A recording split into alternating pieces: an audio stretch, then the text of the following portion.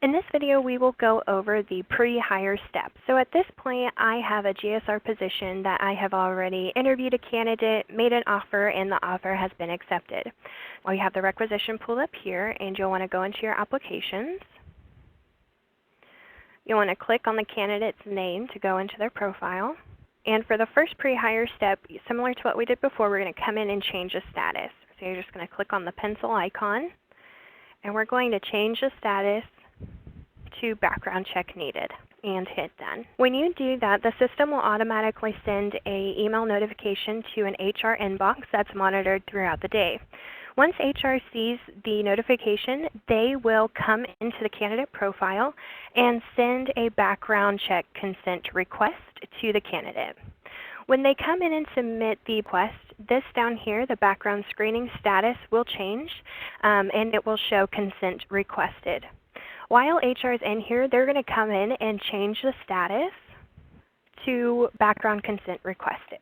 So when they change the status, the system will send you a notification to your GM email anytime that that status is changed. So this is a great way to be aware of the timeline and the progress.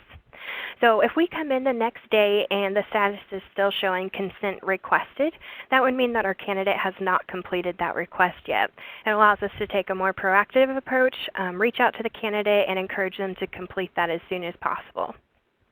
Once the candidate completes the consent request, HR will be notified. They'll come in here again and they will submit for screening. When the background is submitted for screening, they will come in again and change the status for you to in progress. Again, the status has been changed, so you will be notified. The system will also update the background screening, and it will also say in progress here. Once the background check has been received by HR, they are notified again. They'll come into the system and let you know by changing the status to background completed. Again, you'll get that system-generated email to let you know the progress of the background check. HR will then go in and review the background check and make sure that is clear. They will email you as they have in the past to let you know that the background check is clear and that you're good to go. Once you receive the email from HR, if you are ready to hire the applicant, you must complete this final step to initiate the onboarding process. You'll want to go into the applicant profile and change the status pending onboarding. Now, before we move on, you must include the following information.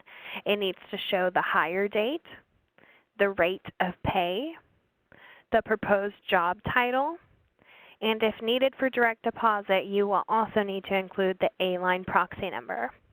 This step and required information is very important and must be completed, as this is what initiates the onboarding process in HR.